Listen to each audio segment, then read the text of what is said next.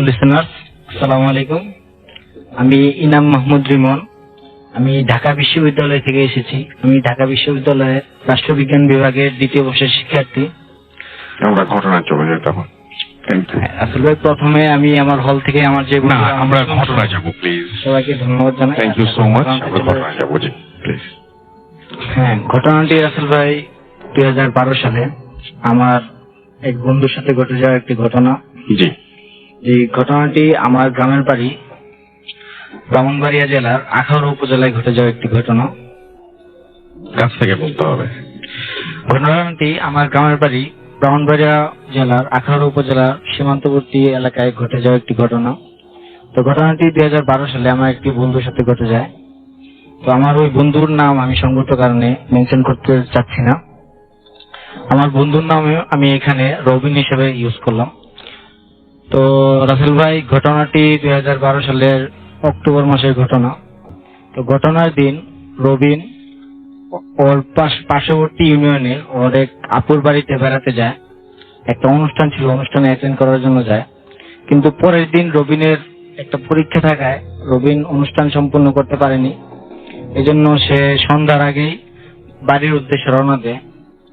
আর ওর আপু ওর হাতে একটি মিষ্টি প্যাকেট দিয়ে দেয় বাড়িতে নিয়ে যাওয়ার জন্য। তো রবিন ওখান থেকে সন্ধ্যার আগেই রওনা দেয় এবং ওখান থেকে ওর বাড়ি ছিল 5 থেকে 6 কিলোমিটার দূরে। এবং রবিন যখন রওনা দেয় তখন অনেকটাই সন্ধ্যা। আর ওই গ্রামগুলো হচ্ছে একদম অজপাড়াগা, এলাকাটা একদম অজপাড়াগা। তেমন ট্রান্সপোর্ট ছিল না, ইভেন রিক্সাও ছিল না। তো ওই জন্য রবিন হেঁটে যাওয়ার সিদ্ধান্ত নেয়। তো রবিন যখন হাঁটা শুরু করলো, কিছু দূর যাওয়ার পর একজন বৃদ্ধ লোকের সাথে ওর দেখা হলো। ওই লোকটি তখন রবিনকে জিজ্ঞাসা করলো যে তুমি কোথায় যাবে। রবিন বলল যে আমার বাড়ি কুড়িবাইকাতে, আমি ওখানে যাব। কিন্তু ওই লোকটি তখন রবিনকে বলল যে বাবা, তুমি এদিক দিয়ে যেও না, এদিকে বিপদ হতে পারে। তো রবিন ভাবলো এদিকে রাস্তা ও প্রতিনিয়ত এদিক দিয়ে আসা যাওয়া করে, তো এখানে কোনো সমস্যা হওয়ার তো কথা না। তো রবিন এই জন্য ওই লোকটার কথায় তেমন পাত্তা দিল না, হাঁটা শুরু করলো। হাঁটতে হাঁটতে কিছু দূর যাওয়ার পর মাঝপথে একটি গ্রাম রয়েছে, গ্রামটির নাম হচ্ছে হীরাপুর। আমার এলাকা থেকে যারা শুনছেন তারা অবশ্যই গ্রামটিকে চিনবেন। তো এই হীরাপুর গ্রাম নিয়ে অনেক কাহিনী প্রচলিত রয়েছে এবং হীরাপুর গ্রামে অনেকগুলো পুরাতন কবরস্থান রয়েছে। তো ভাই রাসেল ভাই, গ্রামে প্রবেশ পথে একটি বিজিবি ক্যাম্প রয়েছে, ক্যাম্পের পাশে একটা কবরস্থান। তো রবিন যখন ক্যাম্পটা পার হচ্ছিল তখন প্রায় মাগরিবের আজান দিয়ে দিয়েছে। তো ক্যাম্পটা পার হয়ে ও যখন কবরস্থানটা পার হলো তখন ও হঠাৎ খেয়াল করলো কোনো একটা কিছু যেন ওকে ফলো করছে। তো রবিন পিছনের দিকে ফিরে তাকালো। তাকানোর পর দেখতে পেল যে সাদা রঙের অনেক সুন্দর একটা বিড়াল ওর পিছনে পিছনে আসছে। তো রবিন প্রথমে এটাকে ভালোই ভাবলো যে কোনো সমস্যা হবে না, সাধারণ কোনো বিড়াল। তো তারপর রবিন স্বাভাবিকভাবে হাঁটছে। হাঁটতে হাঁটতে হঠাৎ সে খেয়াল করলো যে ওর ঠিক কিছু দূর সামনে দিয়েই ও যেদিকে যাচ্ছে ওই রাস্তা ধরেই দুইজন লোক হেঁটে যাচ্ছে। তো রবিন ওদেরকে দেখে কিছুটা সাহস পেল মনের মধ্যে যে এখন আর ভয়ের কোনো কিছু নাই। তো রবিন ওই লোকদেরকে ফলো করে হাঁটা শুরু করলো।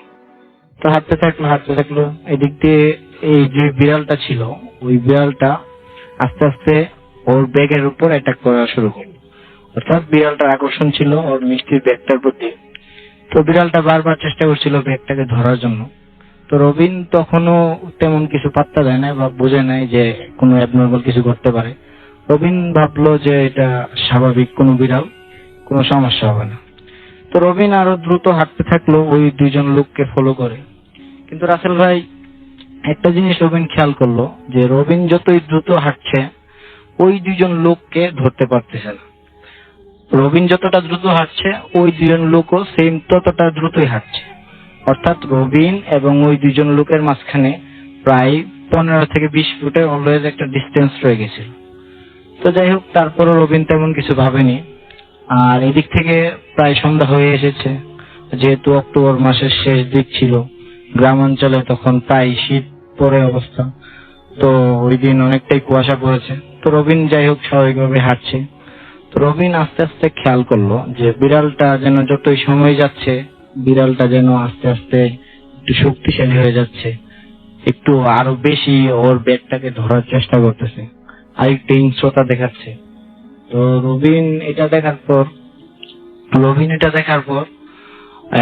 বিড়ালটাকে ভয় দেখানোর জন্য একটা পাথর হাতে নিল এবং ঢিল ছোড়ার মতো দেখালো যাতে বিড়ালটা ভয় পায়।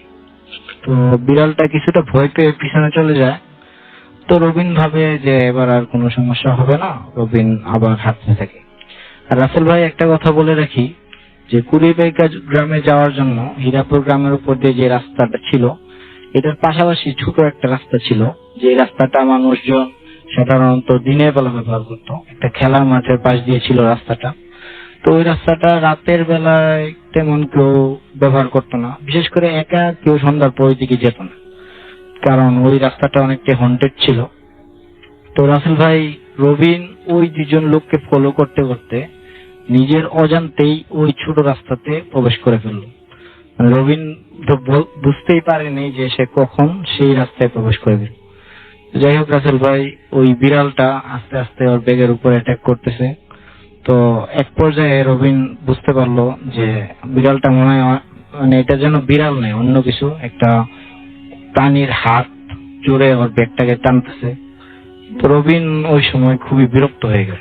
রবিন তখনও বুঝতে পারেনি যে প্যারানর্মাল কিছু ঘটতে পারে।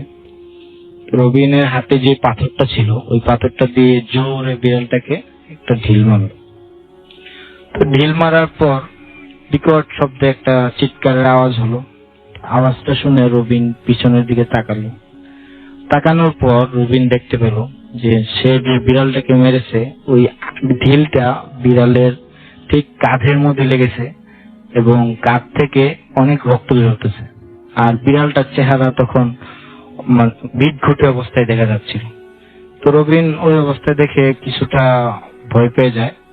রবিন ভাবলো যে ওই দুইটা লোকের সাথে যত দ্রুত সম্ভব ওইখান থেকে চলে যাওয়ার জন্য। রাসেল ভাই সবচেয়ে আশ্চর্যজনক ব্যাপার হলো রবিন যখন ওই ঢিল মারার পর আবার ফিরে ওই দুজন লোককে ফলো করতে যাবে, তখন রবিন খেয়াল করলো যে ওই দুজন লোক এখন আর ওর সামনে নেই। রাসেল ভাই এটা দেখে রবিন অনেকটাই ভয় পেয়ে যায় যে ওরা যেই রাস্তাটা ধরে হাঁটছিল ওই রাস্তাটা ছিল একটা মাঠের পাশ দিয়ে এবং আশেপাশে তেমন ঝোপঝাড়ও ছিল না, যে বা লুকানোর কোনো স্থানও ছিল না যে 10 থেকে 15 সেকেন্ডের মধ্যে দুইজন লোক এত দ্রুত কোথাও চলে যাবে। তো এটা দেখে রবিন অনেকটাই ভয় পেয়ে যায় এবং একটু জোরে হাঁটতে শুরু করে। আর রাসেল ভাই তখন যখন রবিন হাঁটতেছে ওই শর্ট রাস্তাটা ধরে, ছোট রাস্তাটা দিয়ে, তো ওই রাস্তাটার মাঝখানে একটা পুকুর রয়েছে, অনেক বড় একটা পুকুর। পুকুরটাতে সাধারণত সন্ধ্যার পরে ওইদিকে কেউ যায় না। আর পুকুরের পাড়ে এক কোণায় অনেক বড় বাঁশঝাড় আর আরেক পাশে অনেক বড় একটা তেঁতুল গাছ রয়েছে। তো রাসেল ভাই রবিন যখন ওই পুকুরটার কাছাকাছি যাচ্ছে তখন রবিন খেয়াল করলো যে চারপাশের পরিবেশটা কেমন যেন আস্তে আস্তে পরিবর্তন হয়ে যাচ্ছে। তো রবিন হাঁটতে হাঁটতে হঠাৎ করে ফিল করলো যে খুবই গরম, আস্তে আস্তে গরম খুবই বাড়ছে। তখন কিন্তু রাসেল ভাই শীতকালে শুরু, তখন কোনোভাবেই এত গরম থাকার কথা না, কিন্তু রবিন ফিল করলো যে আস্তে আস্তে গরম বাতাস বইতেছে।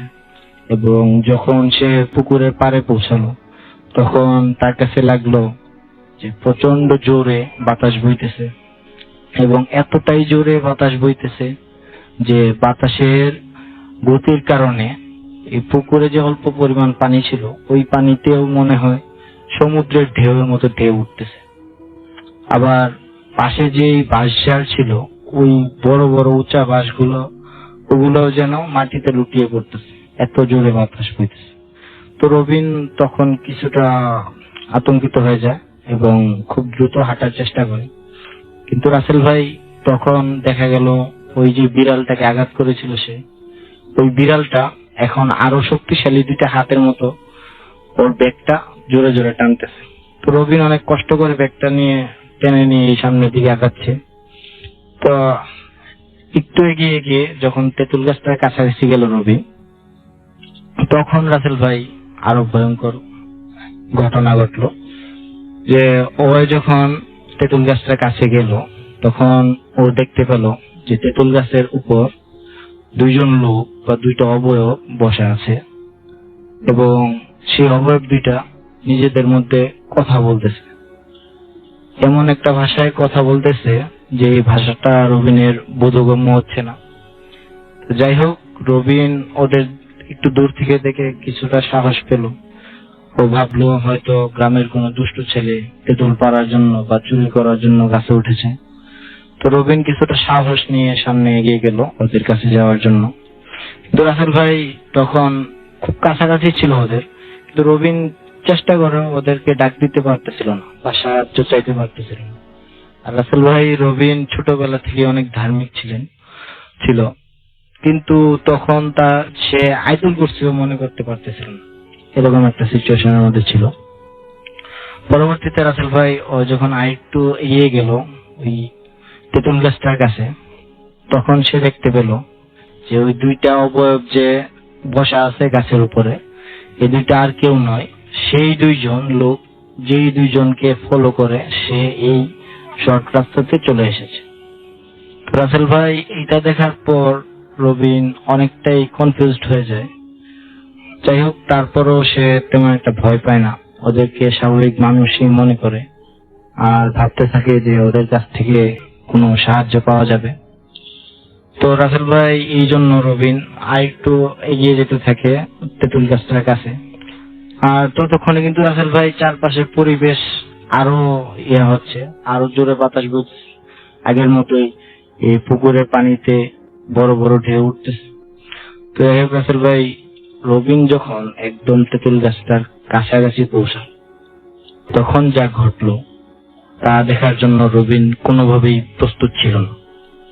তখন রাসেল ভাই রবিনের মনে হলো যে খুবই শক্তিশালী দুইটা হাত ওর ব্যাগটাকে টেনে ধরেছে, আর একটা হাত লোমশ, একটা হাত কিসের হাত সে বলতে পারে না, যে লোমশ একটা হাত ওর ডান পাটা টান দিয়ে ধরে রেখেছে।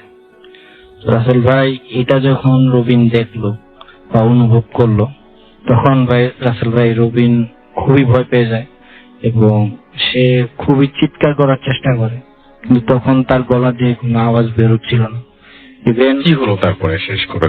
হ্যাঁ, তারপর রবিন যখন অনেক কষ্ট করে আরেকটু এগিয়ে যায়, একদম তেঁতুল গাছের নিচে যায়, তখন রবিন দেখতে পায় যে উপরে যে দুইজন মানুষ ওরা ওর দিকে ফিরে তাকায়। তাকানোর পর রবিন যা দেখলো তা ছিল খুবই বিভৎস। যে যে দুটো অবয়ব উপরে বসা ছিল, ওই দুটো অবয়ব যখন ওর দিকে ফিরে তাকায়, তখন রবিন দেখতে পায় যে এগুলো আসলে মানুষ না, এগুলোর চেহারাটা অনেকটাই বিড়ালের মতো। তারপরে কি হলো? তারপর ওই দুইটা অবয়বের মধ্যে একটা অবয়ব সেই বিড়ালটার মতো ছিল যেটাকে রবিন হিট করেছে, এবং সেই বিড়ালটার ঘাড় থেকে তখনও রক্ত পড়তেছিল। আর রবিনকে দেখার পর ওই দুইটা অবয়ব হামাগুড়ি দিয়ে গাছ থেকে নামতেছিল। তো এতটা ভয়ঙ্কর সিন দেখার পর রবিন আর নিজের সেন্স রাখতে পারে না, তখন সে সেন্সলেস হয়ে গেছে। তো রাসেল ভাই তখন ওই দিন রাতে ওই রাস্তা দিয়ে এই দুজন লোক বাজার থেকে ফিরছিল, পরে ওকে উদ্ধার করে ওর বাড়িতে নিয়ে যায়। তো বাড়িতে নিয়ে যায়, পরদিন যখন ওর জ্ঞান ফিরে, তখন ওর মধ্যে কিছু সিমটম দেখা যায়, যেমন ও নিজে নিজে কথা বলতেছিল, যাকে সামনে পাচ্ছিল তাকে মারতে চেষ্টা করতেছিল, মাঝে মাঝে নিজেকেও মারতেছিল এবং কারোর সাথে কথা বলতেছিল না, এরকম। আর রাসেল ভাই ওর প্রচন্ড জ্বর থাকে, 3 থেকে 4 দিন প্রচন্ড জ্বর থাকে, মানে সাধারণ ওষুধ খাওয়ার পরও যখন জ্বর ভালো হয়নি, তখন ওর বাবা মা ওকে নিয়ে আমাদের ব্রাহ্মণবাড়িয়া জেলা সদর হসপিটালে নিয়ে আসেন। তো যেদিন হসপিটালে নিয়ে আসেন ওই দিন রাত্রে ওর অবস্থা আরো খারাপ হয়ে যায়। তো ওখানকার ডাক্তার ওকে ঢাকাতে নিয়ে আসার পরামর্শ দেন। তো তখন রবিনকে নিয়ে ওর বাবা এবং ওর বড় ভাই অ্যাম্বুলেন্সে করে রাত 1টার দিকে ঢাকার দিকে রওনা হন। তো রাসেল ভাই ও যখন ওকে অ্যাম্বুলেন্সে করে নিয়ে যাওয়া হচ্ছিল, তখন প্রায় মাঝপথে কিছু ঘটনা ঘটে। যেমন হঠাৎ করে রবিনের সেন্স ফিরে আসে, জ্ঞান ফিরে আসে, আসার পর রবিন তার মুখে যেই অক্সিজেন মাস্ক লাগানো ছিল ওইটা টেনে খুলে ফেলছিল। আবার না কি কিছু বলেছিল ওই সময়? না, ওই সময় কিছু বলে না। তারপরে কিছু হয়েছিল, মানে হ্যাঁ। সুস্থ হয়ে উঠেছিল সে? না, তারপর ঘটনা জি হয়েছে। বলেন। তারপর তার হাতে যে স্যালাইনের নল ছিল ওইটাও ছিঁড়ে ফেলছিল। না না, এগুলো তো মানুষের এমনিতে সেন্স ফিল অনেকে এরকম অনেক কিছু করে, মানে আপনি কি বলেন যে প্যারানর্মাল কি ঘটেছিল সেটা একটু বলেন প্লিজ। আচ্ছা, পরবর্তীতে ওকে নিয়ে যখন ঢাকায় আসা হলো তখন ওই অ্যাম্বুলেন্সের ড্রাইভার ওর ভাইকে শেয়ার করলো যে আজকে উনি অনেক খারাপ কিছু ফিল করেছেন। যেমন আজকে যখন ওই ড্রাইভার উনি গাড়ি চালাচ্ছিলেন তখন ওনার মনে হচ্ছিল যে ওনার গাড়ির উপর ওনার কন্ট্রোল নাই, অন্য কেউ ইন্টারফেয়ার করতেছে এবং প্রায় সময় ব্রেক। ড্রাইভারের সাথে কিছু সমস্যা হয়েছে, কিন্তু উনি কি সুস্থ হয়েছিলেন তারপরে ঢাকায় এসে? হ্যাঁ, ঢাকায় আসার পর উনি শারীরিক ভাবে সুস্থ হয়েছিলেন, কিন্তু ওই যে জিনটা ওনার সাথে ছিল ওইটা তখন সারেনি। হ্যাঁ, পরবর্তীতে কি করে চালু রাখলো তাকে? পরবর্তীতে প্রায় 15 দিন সে ঢাকায় ছিল। ঢাকায় থাকার পর সে শারীরিক ভাবে অনেকটাই সুস্থ হয়ে যায়। তারপর যখন ওকে বাড়িতে নিয়ে যাওয়া হয় ফেল ভাই, তখনও তার মধ্যে আগের সিমটম গুলো ছিল। অর্থাৎ সে তখন নিজে নিজে কথা বলতো বা কাউকে মারার চেষ্টা করতো বা ইয়ে করতো। তো তখন তার বাবা মা একজন বড় হুজুরের শরণাপন্ন হন, জিন হুজুর। ওনাকে মানে সবাই জিন হুজুর নামেই চিনেন, উনি জিন বশ করতে পারেন। তো ওই হুজুরকে যখন নিয়ে আসা হয় রাসেল ভাই, তখন ওই হুজুর ওই জিনটাকে হাজির করেন। আর রাসেল ভাই তখন আমি ওখানে উপস্থিত ছিলাম। আমরা ওই হাজির করার পরে যে রিচুয়ালটা হয় সেটা আমরা শুনবো না, আমরা একটু পরে আপনাকে আবারও ফিরে আসছি। একটা ছোট্ট বিরতি নিতে হবে, বিরতির পরে আবারও ফিরে আসছি। সেই পর্যন্ত যারা আপনার আমাদের সাথে আছেন কাইন্ডলি আমাদের সঙ্গে থাকুন। স্টে টিউন টু রেডিও ফুর্তি, রেড এফএম এন্ড ডু ফুর্তি। নামটা হচ্ছে বলছেন, আমি আসলে আসছি আমার নিজের কাহিনী, আমার ফ্যামিলি রিলেটেড, যেটা হচ্ছে আমাদের নিজের সাথে ঘটতেছে, আমাদের পরিবারের সাথে ঘটতেছে গেল 2 যুগ ধরে। গেল 2 যুগ ধরে ঘটতেছে। তো আমি গল্পটা শুরু করার আগে আসলে স্টোরি বললে ভুল হবে, এটা সিরিয়াস। যেটা হচ্ছে আমার আব্বু ছোটবেলা থেকে এখন পর্যন্ত আমরা সাফার করতেছি। তো শুরুতে আমি আপনাকে বলে রাখি যে ইয়ার স্বার্থে যে বিষয়টা লাস্টে উঠে আসবে, ছোট বলে রাখতেছি যে আমার আব্বু ছোটবেলা থেকে ঘটনাটা শুরু। আমাদের বাড়ি হচ্ছে পুরোনো বাড়িটা, এখন আমরা নতুন বাড়িতে আছি। পুরোনো বাড়িটা হচ্ছে আগেরকার চৌধুরী বংশের বাড়িগুলোর মধ্যে একটা দিঘি থাকতো, প্রত্যেকটা বাড়ির মধ্যে একটা দিঘি থাকতো। তো আমাদের দিঘিটার বিষয়টা আগে বলে রাখতেছি যে কোনো স্পেশাল অকেশন যদি হয়, কোনো বিয়ে শাদী কোনো ব্যাপার হয়, তো দিঘিটার মধ্যে ইফতার হয়ে যেত। দিঘিটার মধ্যে স্বর্ণের কিছু দ্রব্যাদি উঠত, যেগুলো ইউজেবল। ওগুলো ইউজ করার পর আবার ওই প্রোগ্রাম শেষে দেখা দেওয়া হতো। আমার আব্বু চাচা 4জন ছিলেন, 5জন ছিলেন মোট। আমার কাজিন আব্বুর, উনি হচ্ছে দুপুর বেলা একদিন ওই দিঘির পার দিয়ে যাচ্ছেন। আমার আব্বুর কাজিন দেখলেন যে হঠাৎ এই স্বর্ণের মালামাল গুলো উঠতেছে। উনি আবার নিজের মধ্যে আসলে লোক চলে আসে। উনি এসে আমার আব্বুর একটা কাজিনকে বলে যে এই অবস্থা। ওনারা যাওয়ার পর আসলে কিছু নেই, ভ্যানিশ। তো আসলে এখানে আমার দাদুর ফ্যামিলির কোনো প্রবলেমই ছিল না বা কোনো দোষও ছিল না। এখানে আমার বাবা ছিলেন না, আব্বু ছিলেন না। কিন্তু এরপর থেকে সাফার করতেছি আমার দাদুর ফ্যামিলি। শুরুতে হচ্ছে আমার দাদুর ফ্যামিলিটা ঘরের মধ্যে ফেটে যেত, এরপর ওপর ফেটে যেত। তো যতই রিপেয়ার করা হতো ঘুরে ফিরে আবার ওই আগের মতো। তো কিছুদিন পর আমার দাদু স্বপ্নে দেখেন যে হচ্ছে আমার আব্বুকে দেখায় বলতেছে যে ওই দিঘি থেকে এক টাইপের লোকেরা এসে বলতেছে যে তোর ছেলেটা দিয়ে দে, আর এই স্বর্ণ বাসন কুসন যা আছে সবই তোর। তো আমার দাদু বলতেছেন না, আমার বাচ্চা দেওয়ার দরকার নেই, আমার স্বর্ণের মালা দরকার নেই, আমার কিছুই দরকার নেই, আমার বাচ্চাও দিব না, আমার কিছু দেবো না। তো ওরপর এই স্বপ্নটা, একই স্বপ্নটা 3 দিন সেম টাইপের স্বপ্ন, সেম সময় দাদু দেখতেছেন। লাস্ট ওই দিন যেদিন দেখেন 3 নম্বর দিন দাদু তাড়ায় দিচ্ছেন ওদেরকে। ওরা যাবার সময় আমার দাদুকে বললো, স্বপ্নের মধ্যে দেখতেছেন যে যা বুঝবি। হুম। তো এরপর থেকে শুরু। আমার আব্বু তখন 11 বছর বয়স। আগেরকার যুগে হচ্ছে আপনার আমাদের লোকাল এরিয়াতে বা যে কোনো এরিয়াতে হচ্ছে টাইমের গাড়িগুলো চলতো, তেমন একটা ট্রান্সপোর্টের ভালো কোনো সিস্টেম ছিল না। তো আমার আব্বুর নানা বাড়ি, যেটা হচ্ছে আমাদের বাড়ি থেকে ডিস্টেন্স হচ্ছে এখনকার গাড়ি চলে মানে যে গতিতে, সেই গতিতে মিনিমাম 130 মানে 1.5 ঘন্টার মতো সময় লাগবে। তো আগের যুগে ঠিক আসরের সময় আমার আব্বুর বয়স যখন 11 বছর, সময়টা হবে 1960। সেই সময় আব্বু ঠিক এই মুহূর্তে আমাদের বাড়িতে, আমাদের পুরনো বাড়িতে, আমার আব্বু ঠিক টাইমে হচ্ছে আমাদের আব্বুর নানা বাড়ি যেটা হচ্ছে সেখানে খুঁজে পাওয়া যায় আর কি। তো বিষয়টা অলৌকিক। এভাবে কেমনে যাবে আব্বু বলতে পারেন না উনি কেমনে গেলেন। তো এটা হচ্ছে ফার্স্ট কাহিনী। তো আমার আব্বুর বিয়েটা হয় অনেক বয়স হওয়ার পর, 38-40 মতো। মোটামুটি বিয়ে করবেন না এরকম সিচুয়েশন এসে বিয়ে করেন। আমার আম্মু আসার পর থেকে এই সমস্যা তেমন একটা বুঝে যায় নাই। যখন আমার বড় আপু 1986 সালে জন্ম হয় ওনার। জন্মের পর ওনার সমস্যাটা ধরা পড়ে 6 মাসের মাথায়। উনি হচ্ছে আসরের আজান শুরু হইতো, ওনার কান্না শুরু হতো। ঠিক এই সব দিয়ে উনি কান্না করতেন। কান্নাটা এরকম ছিল যে একটা বাচ্চা কিছু একটা দেখতেছে, ভয় পাচ্ছে। তো আমার আব্বু আবার কোরআনে হাফিজ, তখনকার যুগের অনেক বড় একজন আলিম।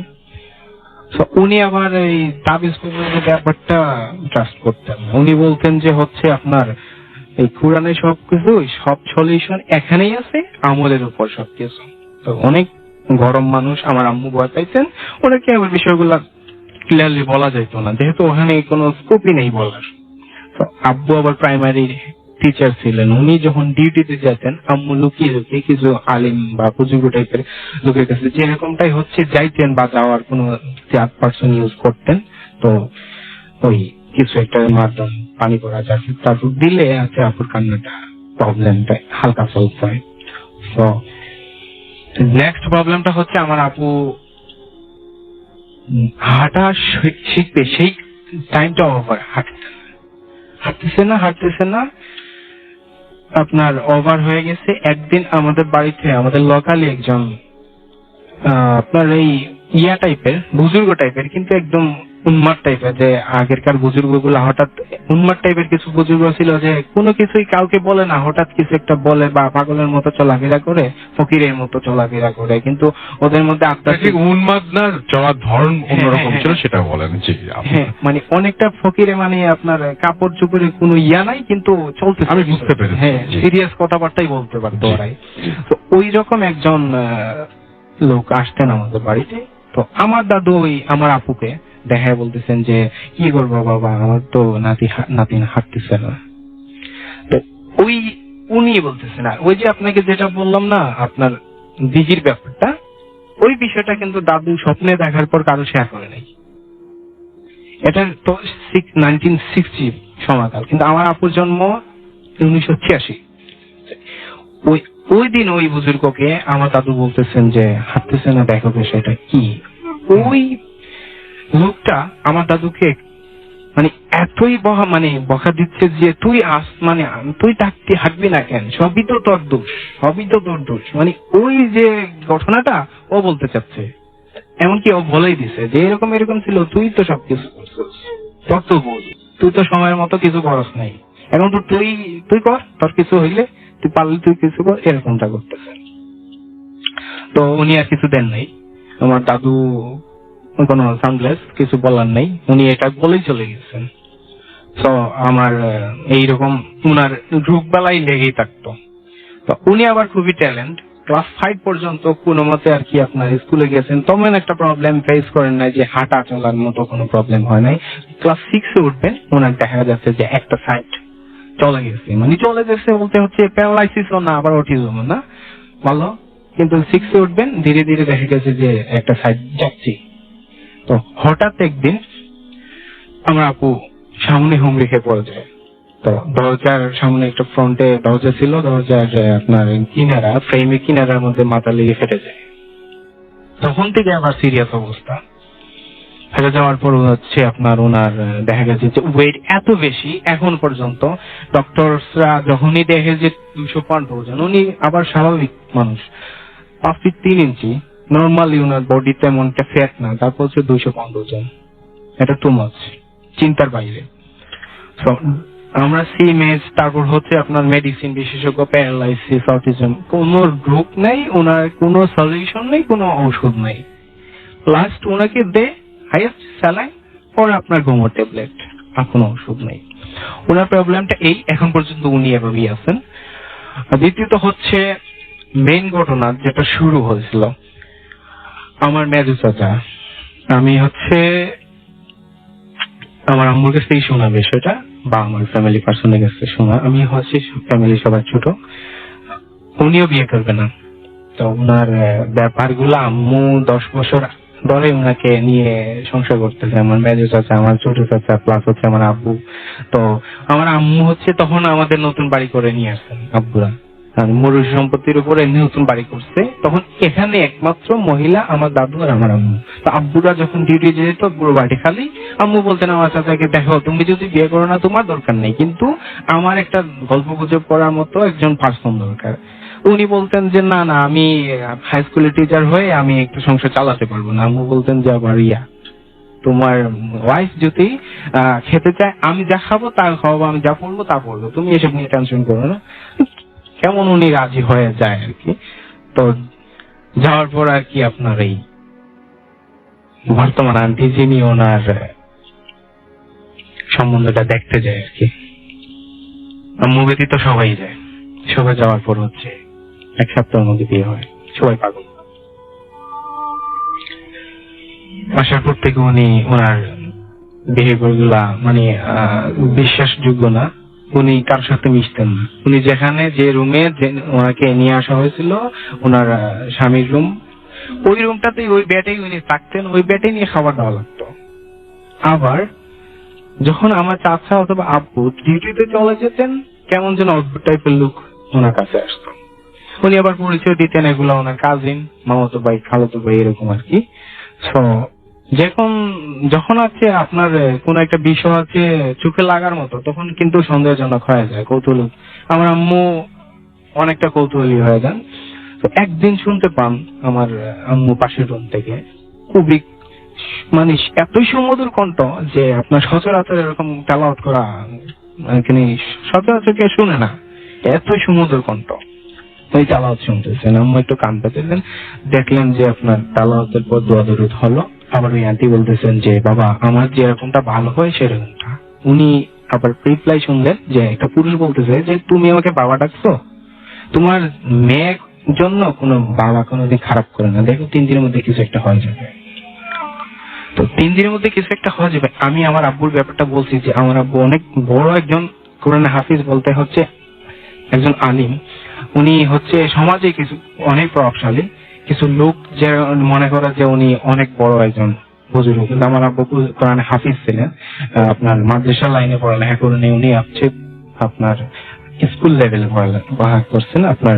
তবুও কিন্তু উনার আমল হচ্ছে মানুষরা মনে করতে যে উনি অনেক বড় বুজুর্গ, কিন্তু আমলের উপর সমাজে সবাই আপনার কোন বিষয়ে আপনার ফারুক হাফিজ সাহেব ওনাকে বলতো যে আম্মু যে ওনার আব্বুকে কিছু বলবে, বা আম্মুর সাথে আব্বুর রন্ডেড রিলেশনটা এরকম ছিল যে কোনোদিন কোনো 10 ইয়ার্স এর মধ্যে কোনো একটা মিসআন্ডারস্ট্যান্ডিং হয়নি।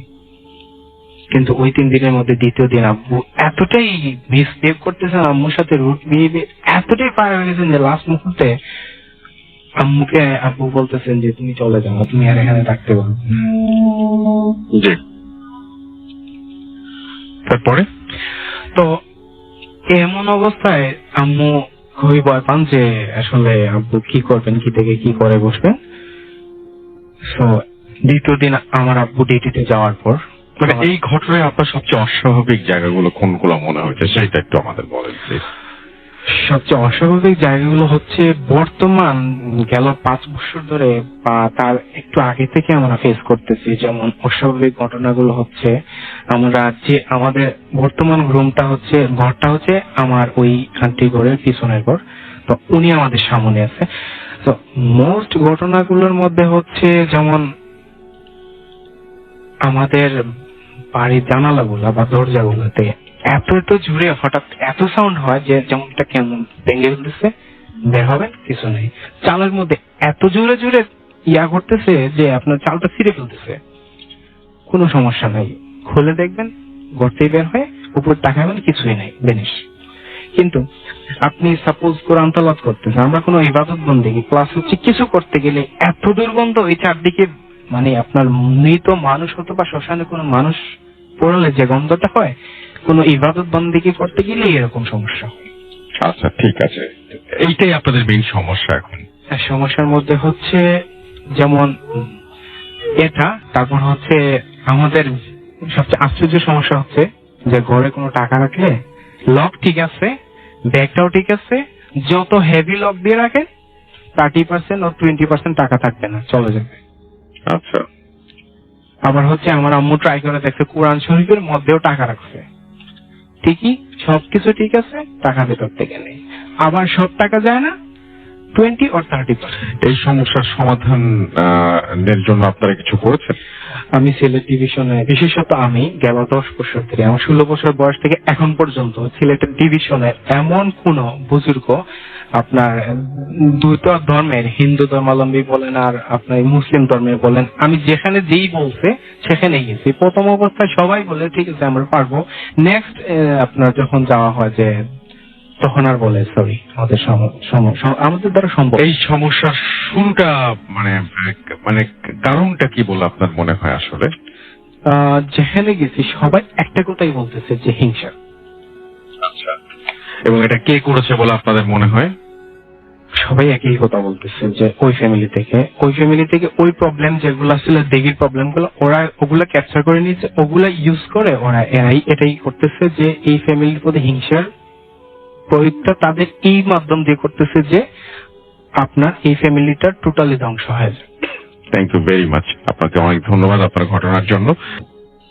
ধন্যবাদ রাসেল ভাই। আসসালামু আলাইকুম, আমি সৈয়দ আবিদ হাসান মুনিম। আমি মাদারীপুর জেলার রাজৈর উপজেলা থেকে এসেছি। আমি রাজৈর উপজেলা ছাত্রলীগের আমি সাংস্কৃতিক সরাসরি সম্পাদক। ঘটনা শুনতে চাই। সরাসরি ঘটনায় চলে যাচ্ছি। যে ঘটনাটা আমি আজকে শেয়ার করতে যাচ্ছি, এই ঘটনাটি আমাদের উপজেলায় ঘটে যাওয়া একটি ঘটনা, এবং আমাদের উপজেলা থেকে যারা শুনছেন তারা হয়তো চিনতে পারেন যে নয়নাগর গ্রামের যে বট গাছটা আছে, জোড়া বট গাছ, সেই বট গাছের ঘটনা আজকে আমি শেয়ার করতে যাচ্ছি। এবং সেই বট গাছকে কেন্দ্র করে যে ঘটনা, সেই ঘটনার কেন্দ্রবিন্দু আমি নিজেই, অর্থাৎ ঘটনাটা আমার সাথেই ঘটে গিয়েছে। এর আগে বট গাছ সম্পর্কে কিছু কথা বলে রাখা ভালো, যে বট গাছটা কিছু সংখ্যক মানুষ ওখানে বিশ্বাস করে যে ইংরেজ শাসন আমল যে জমিদার ছিল ওই এলাকায়, তখন তার বিচার কার্য ছিল বট গাছের নিচে, এবং সেখানে শাস্তি হিসাবে নরবলির একটি প্রথা চালু ছিল। যাই হোক, যুগের বিবর্তনে সেই বট গাছটি বিলুপ্ত হয়ে গিয়েছে, তার গোড়া দিয়ে যে বট গাছগুলো গজিয়েছিল সেগুলো এখন আছে। এখন কথা হচ্ছে ওই বট গাছটিকে ওই এলাকার মধ্যে একটি হন্টেড প্লেস হিসাবে গণ্য করা হয়। অনেকেই সেই বট গাছটিকে নিয়ে দুঃস্বপ্ন দেখে যে সেই বট গাছটিতে তার মৃত লাশ ঝুলছে। অনেকে দেখে যে ওই বট গাছটির উপরে একটি সাদা কাপড় পরা কেউ বসে আছে।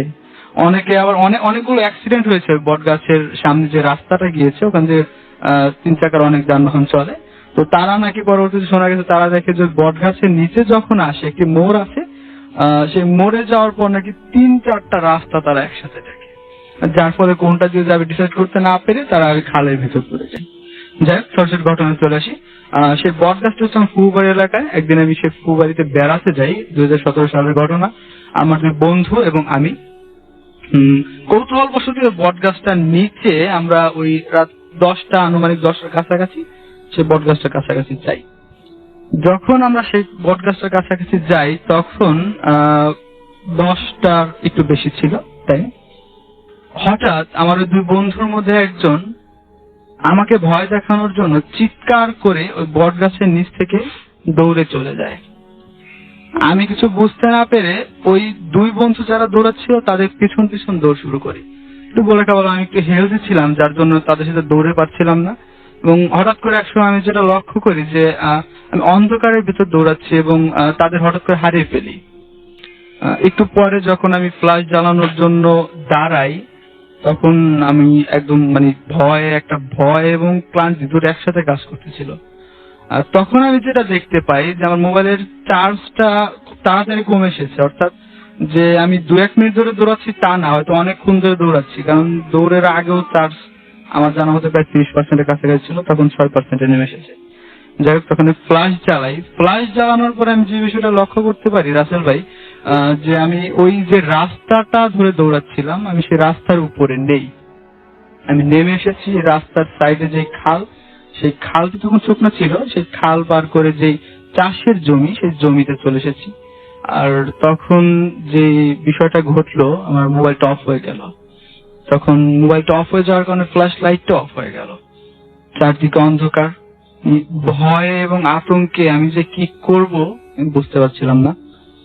তখন চারদিকে লক্ষ্য করার পরে চাঁদের হালকা আলো ছিল, আমি যেটা বুঝতে পারি যে আমার আশেপাশে তো আরো অনেকেই আছে, কিন্তু তাদের কাউকে আমি দেখতে পাচ্ছি না। তাদের উপস্থিতি টের পাচ্ছি, কিন্তু তাদেরকে আমি দেখতে পাচ্ছি না। আমি তখন আরো ভয় পেয়ে যাই, আর ভয়ে আমি চিৎকার করতে থাকি, বন্ধুদের ডাকতে থাকি, আল্লাহর নাম নিতে থাকি, কিন্তু তাতেও কোনো লাভ হয় না।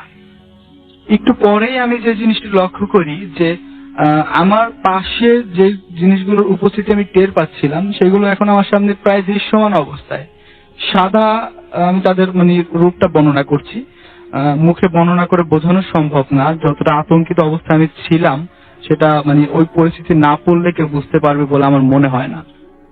যাই হোক, বর্ণনা ছিল এমন যে ওই সাদা, অনেক লম্বা, মানুষের চাইতে প্রায় 2-3 ফিট লম্বা, আর মানে হাসি মুখ, তাদের মুখটা যে মানুষের মুখ তা না, পশু আর মানুষ মিশ্র আকৃতির একটা জিনিস। তারা আমার দিকে এমন ভাবে তাকিয়ে আছে যে আমি খুব একটা অন্যায় করে ফেলেছি ওইখানে গিয়ে। দেন যে বিষয়টা ঘটলো, তারা হাসাহাসি শুরু করে দিল, এমন হাসি যে হাসির উৎপত্তি পৃথিবীতে হবে বলে আমার মনে হয় না। অলৌকিক একটি হাসি, লৌকিক কোনো বিষয় না। এবং তার পরক্ষণেই আমার সামনের দিকে যে অবয়ব বা যেটা ছিল আমাকে একটি ধাক্কা মেরে আমাকে মাটিতে ফেলে দেয়, মাটিতে পড়ে যায়, আর খুব ব্যথা পাই পিঠে। হঠাৎ করে যা ঘটে সেটা হচ্ছে ওই ওদের মধ্যে থেকে একজন আমার উপরে চড়ে বসে, আমার বুকের উপরে বসে 2 কাঁধের 2 দিক দিয়ে 2 পা ছড়ে দেয়। আমি বুঝতে পারছিলাম যে হয়তো তারা এখন আমাকে মেরে ফেলবে, অর্থাৎ আমার মৃত্যু হয়তো এভাবেই হবে, আর হয়তো আমি আর বাবা মার কাছে ফিরেও যেতে পারবো না, আর হয়তো বন্ধু বান্ধবের কাছে আর কখনো দেখা হবে না। যাই হোক, চিৎকার করতে করতে আল্লাহর নাম নিতে নিতে দোয়া সূরা যা পারতাম সব মানে আমি বলতেছি। সূরা এমনকি এমন পরিস্থিতি ভয়ে যে সূরা ফালাক, সূরা নাস কোনটা যে বলতেছি সব পুরো মিক্সড হয়ে যাচ্ছে।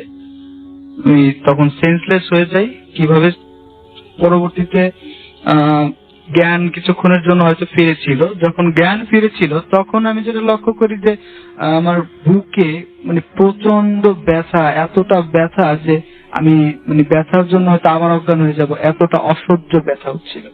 আর একটু শরীর নড়াতে পারছিলাম না, পুরো শরীর অবশ হয়ে আছে, কিন্তু আমার ঘ্রাণ শক্তি কাজ করছে। অর্থাৎ যে জিনিসটা মানে ঘ্রাণ শক্তিতে নিতে পারছিলাম যে আমি হয়তো বট গাছের কাছাকাছি আছি, কারণ বলিনি হয়তো যে ওই বট গাছে পুজো করে অনেকেই, ওই গ্রামে এক শ্রেণীর লোক আছে ওই বট গাছটা পূজা করে। তো তারা আর কি রাত্রেবেলা ওইখানে সন্ধ্যার দিকে গিয়ে ধূপ ধুনো দিয়ে আসে, সেই ধূপের গন্ধ, কড়া গন্ধ আমার নাক পর্যন্ত সে পৌঁছাচ্ছিল। দ্যাট মিনস আমি ওই বট গাছটার হয়তো খুব কাছেই ছিলাম, না হলে জ্ঞানটা পাওয়ার কথা না। কিছুক্ষণের জন্য জ্ঞান ফেরার পরে আমি আবার সেন্সলেস হয়ে যাই এবং কিছু মনে নেই আমার। তারপর পরবর্তীতে আমি যখন জ্ঞান ফেরে তখন নিজেকে আবিষ্কার করি হাসপাতালের বেডে। আমার বাবা মা, ওই বন্ধু 2 জন, আমার আত্মীয় স্বজন অনেকে আমার পাশে ছিল।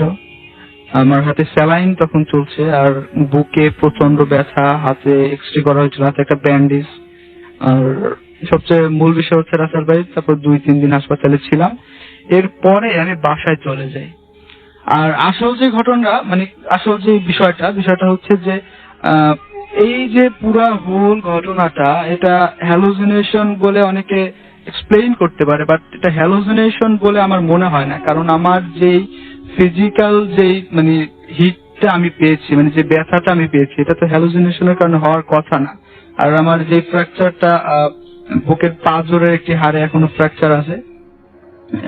যাই হোক, পরবর্তীতে আমার বাবা মা আমাকে বড় একজন হুজুরের কাছে নিয়ে যায়, সে তাবিজ অনেক কিছু দেয়, দোয়া টোয়া করে দেয়। পরবর্তীতে এরকম কোনো ঘটনার আর ফেজ আমি করিনি, কিন্তু হয়তো অনুভব করি যে এখনো পর্যন্ত মানে ভয় পাই আর কি, ভয় জিনিসটা আমার মধ্যে খুব কাজ করে। যাই হোক, ধন্যবাদ রাসেল ভাই, এই ছিল আমার ঘটনা। ধন্যবাদ সব লিসেনার্সকে।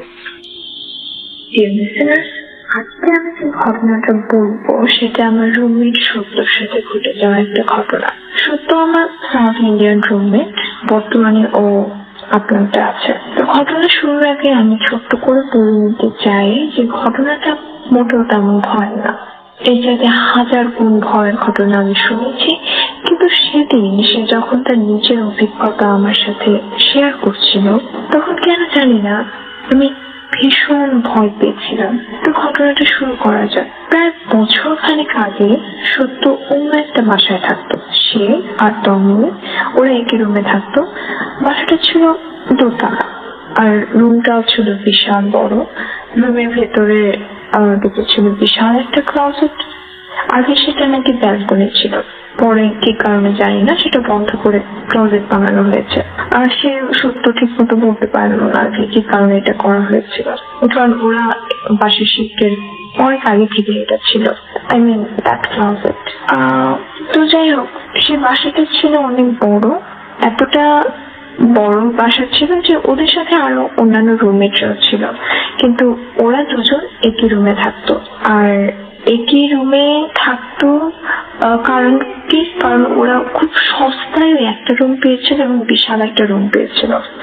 এবং রুমটা এত বড় ছিল যে এর মধ্যে দুটা বড় বড় খাট বসানো যেত এবং সাথে তো দুজনের পড়ার টেবিল ছিল।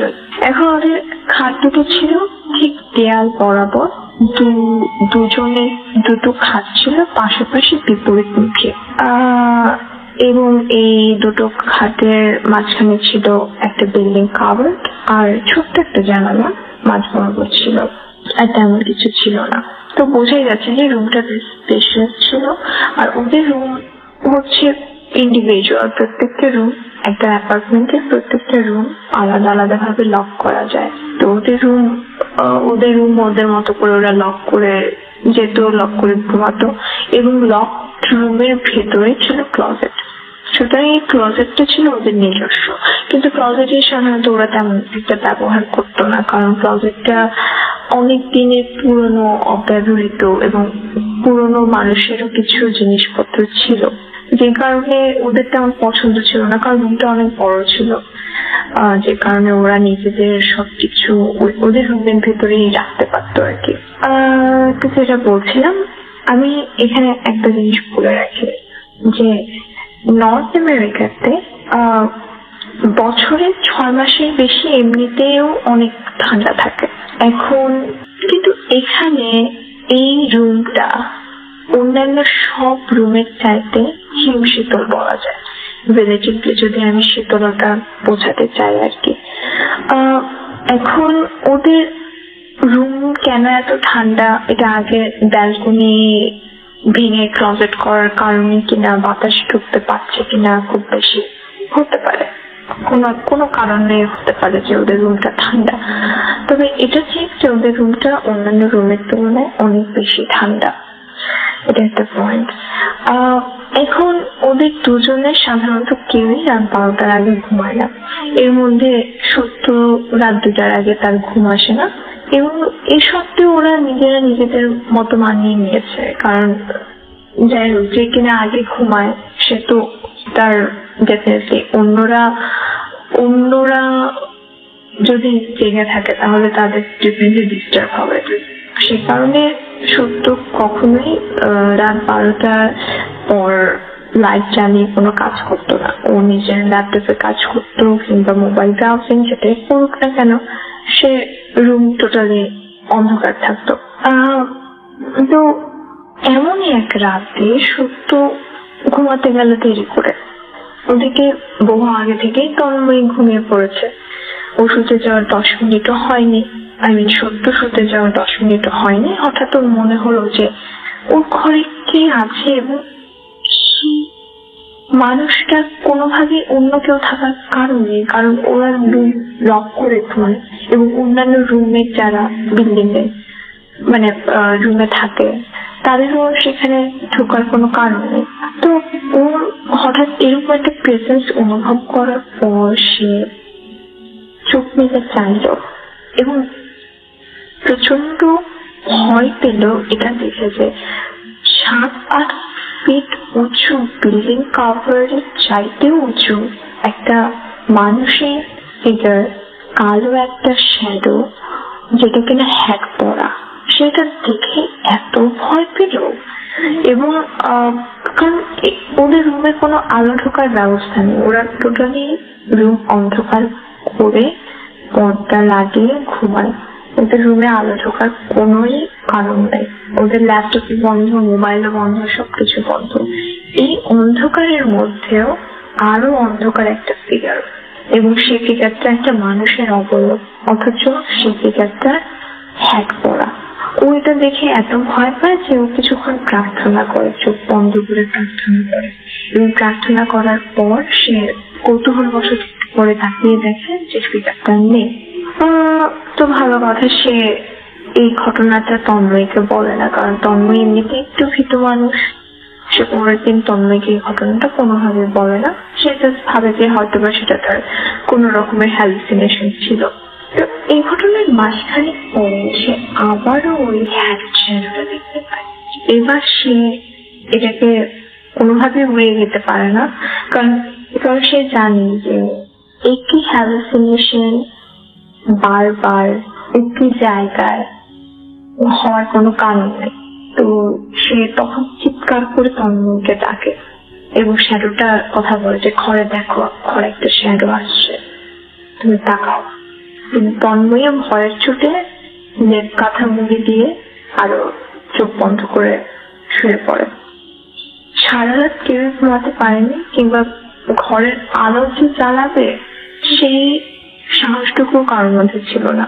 পরদিন সকালে উঠে সত্য এর আগে যে ওর সাথে এই ঘটনাটা ঘটেছে সেটা তন্ময়কে শেয়ার করে। তো ও ঘটনা এখানে শেষ, আর কোনোদিনও সেই শ্যাডো ফিগার ও পরে আর দেখতে পায়নি। ও হ্যাঁ, আমি আরেকটা কথা বলতে ভুলে গেছি যে ইউএস এর বেশিরভাগ বাড়িতে ইঁদুরের উৎপাত, বিশেষ করে কাঠের বাড়িগুলোতে।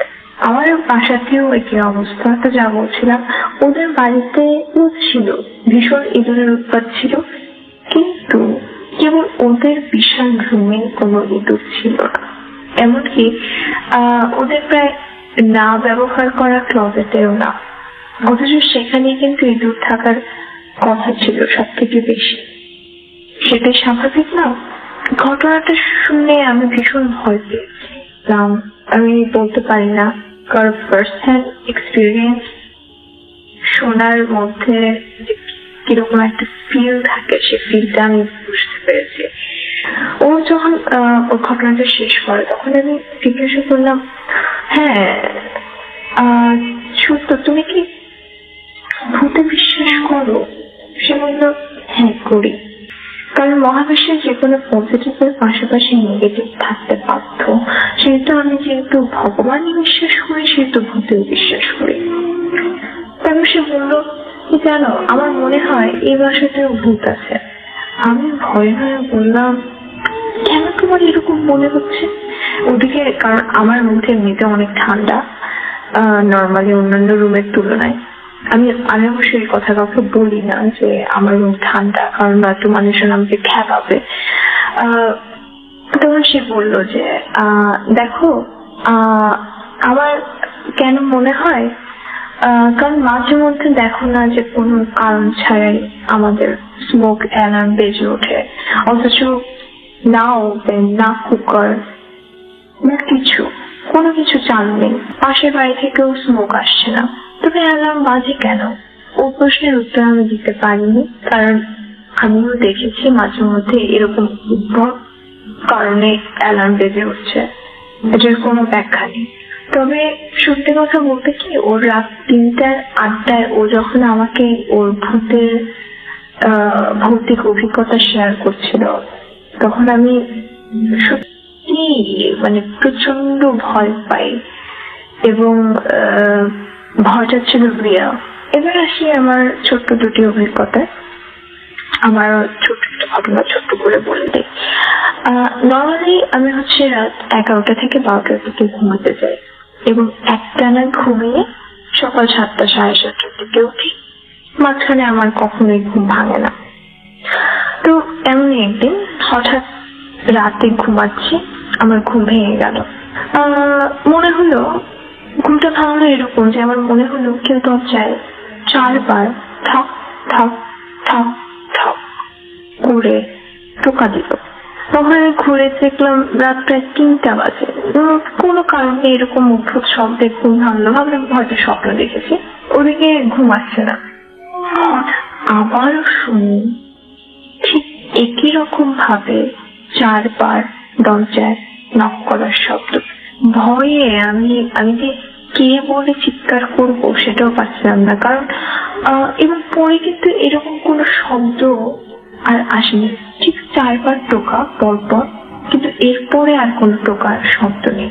আমার রুমমেটরা কখনোই আমার সাথে আমার দরজায় এভাবে টোকা দেয় না, এবং রাত 3টা 3:30টায় তো কোনো কারণই নেই।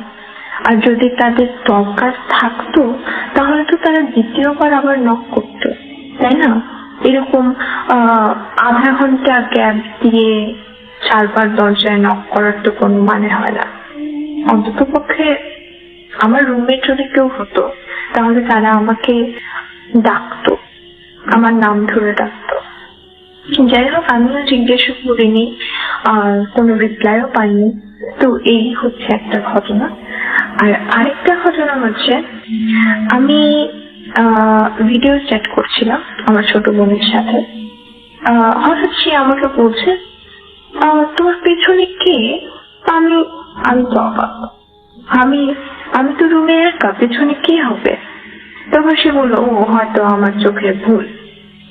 তো আমি ভাবলাম যে তুমি আমাকে ভয় দেখানোর চেষ্টা করছো, আমি রুমে একা থাকি ইত্যাদি ইত্যাদি। তো আমি ফান করলাম ব্যাপারটা নিয়ে। কিন্তু কদিন আগে আমার বড় ভাইয়ের সাথে আমি ভিডিও চ্যাট করছি, তখন সে বললো, দিশা তোর পেছনে কে? আমি তখন সিরিয়াসলি ভয় পেলাম।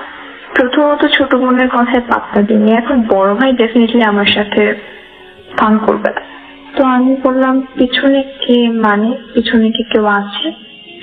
তখন সে বললো, না, আমার মনে হলো যে পিছনে একটা লম্বা ফিগার আমি দেখলাম, তোর সাথে কেউ আছে? না, আমার রুমে তো কেউ নাই। তারপর আমি বললাম যে, ভাই তুমি দয়া করে ফোনটা রেখো না, আমার সাথে আরো কিছুক্ষণ কথা বলো বা এরকম, কারণ আমি প্রচন্ড রকমের ভয় পেয়েছি। সেটা তো আসলে সবাইকে বলা যায় না যে আমি কোনো কারণ ছাড়াই এরকম হুট করে একা থাকি রুমে, আবার আমার রুমমেটরা কেউ ছিল না সে কোনো কারণবশত। তারপর সে রাতে আমি মোটামুটি আমার যত আত্মীয় স্বজন বন্ধু বান্ধব সবাইকে ফোন দিয়ে মোটামুটি আমি টেলিফোনে চালু ছিলাম বলা যায়। তো এই ছিল ঘটনা। Thank you all for listening. Bye. জি, আসসালামু আলাইকুম লিসনার্স, আমার নাম মিলন মাহমুদ, আমি আসছি নতুন বাজার থেকে। জি, আমার ঘটনাটি হচ্ছে আজ থেকে প্রায় 1 বছর আগে। এটা মেডিকেল ঘটনা। রাসেল ভাই কারণ সম্ভবত মেডিকেলটার নাম উল্লেখ করব না। জি, 1 বছর আগেই ঘটনা। আমার একটা ফ্রেন্ড সাপে কামড় দেয় ওকে। জি, তো দেওয়ার পর আমাদের প্রথমে আমরা উপজেলা স্বাস্থ্য কমপ্লেক্সে নিই। নেওয়ার পরে ওনারা বলতেছিল যে আমাদের এখানে তো এরকম কোনো ট্রিটমেন্ট নাই, আপনারা সিটিতে নিয়ে যান। তো আমরা সিটিতে নিয়ে যাই। যাওয়ার পরে রাত হয়ে যায় ওখানে। তারপরে আপনার ইমার্জেন্সিতে ডাক্তার না থাকার কারণে প্রাথমিক চিকিৎসা দিয়ে বললো যে আপনার অ্যাডমিট করেন, আর রাতে ডাক্তার এসে বাকি ট্রিটমেন্ট ডাক্তার দিয়ে। আমরা যথারীতি অ্যাডমিট করাই। ডাক্তার আসে রাত তখন 9টা আপ। ডাক্তার আসে বলছে যে রোগী আপনার 2 দিন অ্যাডমিট থাকতে হবে, আমরা কিছু ব্লাড নেব, টেস্ট করব, দেন বলতে পারবো যে কি প্রবলেম, বিষধর সাপ নাকি কোনো নর্মাল সাপ, তাহলে আমরা ছেড়ে দিব যদি নর্মাল হয়। তো এখন ওর সাথে কে থাকবে এত রাত মেডিকেলে, শীতের রাত, ওর বোন, ভগ্নিপতি ছিল, তো ওনারা আমাকে বলছিল যে মিলন তাহলে তুমি থাকো, আমরা চলে যাই, আমরা সকালে আসলে তুমি সকালে চলে যাবে বাসায়। তো আমি বললাম যে ঠিক আছে তাহলে আপনারা চলে যান, আমি থাকি। তো একটা পর্যায়ে আমি থাকি, তখন প্রায় আপনার 1টার উপরে 2টা বাজে। তো আমার সিগারেটের হ্যাবিট থাকার কারণে আমি আর মেডিকেলের ভিতর তো সিগারেট খাওয়া যাবে না, আমি বাইরে বেরিয়ে আসি। বাইরে বেরিয়ে এসে একটা সময় আমার ফোনে কথা বলতে বলতে আর সিগারেটের একটা নেশাতে আমি মানে একটা কর্নারে চলে যাই, খুব নির্জন একটা কর্নারে চলে যাই। যাওয়ার পরে আমি ফোনে কথা বলতেছিলাম আর আমার হাতে সিগারেট। তো হঠাৎ করে আচমকা কোত্থেকে একটা মধ্যবয়সী লোক আমার সামনে হাজির। চোখগুলো খুব মোটামুটি ভাবে লাল, যা একটা সাধারণ মানুষ দেখলে এত রাত ভয় পাওয়াটাই স্বাভাবিক। আমাকে বলতেছে এখানে দাঁড়িয়ে কি করেন? তাই বলতেছে আমার রোগী আছে মেডিকেলে অ্যাডমিট, আমি এখানে দাঁড়ায় ফোনে কথা বলতেছি আর সিগারেট খাচ্ছি। আমাকে বলতেছে খুব বাজে ভাবে, বলতেছে বিকট গলা, আপনি এখানে দাঁড়াইতে পারবেন না, আপনি এখান থেকে চলে যান, এখানে দাঁড়াইলে সমস্যা আছে। তারপরে এটা বলে সে আমাকে সোজা সামনের দিকে হেঁটে চলে যায়। আমি মনে মনে ভাবতেছিলাম যে আমি মেডিকেলে রুগী নিয়ে আসলাম আর সেখানে স্টাফ হোক যাই হোক সে এত বাজে ব্যবহার। এটা বলে আমি ওই সিগারেট শেষ করে আমি কথা শেষ করে চলে যাই। তারপর রাত এতটা ভয় ছিল না মনের মধ্যে। যাই হোক, পরের দিন সকাল 10টা থেকে 10:30, 11টার মধ্যে আমি ওই নিচে নামি, হসপিটাল থেকে নিচে নামে ওই কর্নারের দিকে যাই। যাওয়ার পরে দেখি যে ওখানে অনেক মানুষের ভিড়। আমি যাই, যাওয়ার পরে একজনকে জিজ্ঞেস করলাম যে ভাই কি হলো এখানে? উনি বলছে একটা লোক গতকালকে মারা গিয়েছিল, ওনাকে আনছে এখানে, রাতে ডাক্তার ছিল না তাই পোস্টমর্টম হয়নি, এখন পোস্টমর্টম করে বের করতেছে, ওনার আত্মীয় স্বজন কান্নাকাটি। তো যে পোস্টমর্টম যে জিনিসটা, ওটার প্রতি আমি অন্যরকম একটা এডিক্টেড, আমার ওটা খুব মানে এক্সপিরিয়েন্সটা ভালো লাগে। তো সেক্ষেত্রে আমি কি করলাম, এতগুলো লোকের মধ্যে ওই ডেড বডিটা দেখার জন্য একটু যখন উকি দেই, উকি দেওয়ার পর আমি আর আমার জায়গায় ছিলাম না। আমি দেখলাম যে গতকাল রাতে যে লোকটা আমাকে ধমক দিয়েছিল এখানে দাঁড়াইছিলাম কেন, ওই লোকটাই সাদা কাপড়ে মোড়ানো। আমি সাথে সাথে আমি নিস্তব্ধ হয়ে যাই। খুব মানে শীতের রাত্র, শীত ছিল তখন, মানে আমার শরীরে ঘাম ধরতে ছিল। তো আমি আর রিটার্ন ব্যাক করে মেডিকেলের উপরে যাই নাই। আমি আস্তে আস্তে মানে আমার শরীরে যতটুকু শক্তি ছিল আমি আস্তে আস্তে আমার বাসায় আসি। আসার পর মানে 2-3 দিন আমার নর্মাল হতে খুবই সময় লেগেছিল। তো আমার দাদু আবার খুবই ফরজগার, 5 ওয়াক্ত নামাজ পড়ে, কোরআন শরীফ পড়ে। তো এই জন্য দাদুকে বললাম, দাদু এই ব্যাপারে আমি ভয় পেয়েছিলাম, এই সমস্যা। তো আমার দাদু আমাকে একটু মানে ঝাড়ফুঁক করে দেয়, তারপর একটু স্বাভাবিক হই আর কি। তো এই ছিল ঘটনা, আরো অনেকগুলো ঘটনা ছিল মেডিকেল হিস্টোরি। জি, থ্যাংক ইউ সো মাচ। আপনাকে অনেক ধন্যবাদ আপনার ঘটনার জন্য, এবং আশা করছি যে ওনার ঘটনা আপনাদের সবার ভালো লেগেছে, এবং আপনাকে স্টুডিওতে এসে ঘটনা শেয়ার করার জন্য ধন্যবাদ। আপনার যে আরো ঘটনা আছে সেই ঘটনাগুলো আপনি চাইলে আগামী সপ্তাহে এসে বলতে পারেন। তো উনি বলছেন যে উনি আগামী সপ্তাহে আসবেন, তা আগামী সপ্তাহে আসলে নিশ্চয় তার বাকি ঘটনাগুলো আমরা তার কাছ থেকে শুনতে পারবো। আজকের মতো আমাকে এখানে শেষ করতে হতো, তবে তার আগে আপনারা যারা লিখছেন আমাদের ফেসবুকে তাদের কথা আমি একটু জানতে চাই। আমাদের সঙ্গে আছেন, দেখতে পাচ্ছি এখানে রিজভি কবির, টুইটার থেকে শুরু করেছি, সবগুলো স্টোরি ভালো ছিল। এমডি আমানুল্লাহ আকাশ আমাদের সঙ্গে আছেন, রুমে একা থাকেন ভয় লাগছে। সোহেল খান আমাদের সঙ্গে আছেন এমডি হাসান খান বিশ্বনাথ সিলেট থেকে তিনি লিখছেন। এমডি আকাশ আমাদের সঙ্গে আছেন, লাস্ট অডিও ক্লিপটা আউসাম আমাদের সঙ্গে তিনি জানিয়েছেন। টুকু শেখ আমাদের সঙ্গে আছেন, আমাদের সঙ্গে আরো অনেকে আছেন। থ্যাংক ইউ ভেরি মাচ যারা টুইটারে এতক্ষণ পর্যন্ত আমাদের সঙ্গে নানান রকম বিষয় নিয়ে কথা বলছিলেন এবং পরামর্শ দিচ্ছিলেন। আমি এছাড়াও দেখতে পাচ্ছি যে আমাদের যে রেডিও ফুর্তি যে পেজটা, সেখানেও আপনারা অনেকে আছেন, ভূত এফএম যে পেজটা, সেখানে অনেকে আছেন। সেই সমস্ত কমেন্ট গুলো আমি পড়বো, তবে তার আগে একটু জানিয়ে দিই যে কিভাবে আমাদের সাথে কমিউনিকেট করবেন। আমাদেরকে যদি ঘটনা পাঠাতে চান তাহলে আমাদের ইমেল অ্যাড্রেসটা আপনাকে একটু মনে রাখতে হবে। আমাদের ইমেল অ্যাড্রেস হচ্ছে bhutfm@radiofurti.fm। which is bhtfm@radioFORTI.fm।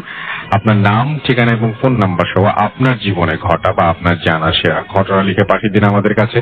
ঘটনা শুরুতে অবশ্যই উল্লেখ করুন যে ঘটনাটি স্টুডিওতে এসে শেয়ার করতে চান নাকি আপনি চান আপনার ঘটনা আমরা পড়ে শোনাই। যারা দেশের বাইরে রয়েছেন তারা সরাসরি অডিও ক্লিপ পাঠান বা লিখেও পাঠাতে পারেন ঘটনাটি।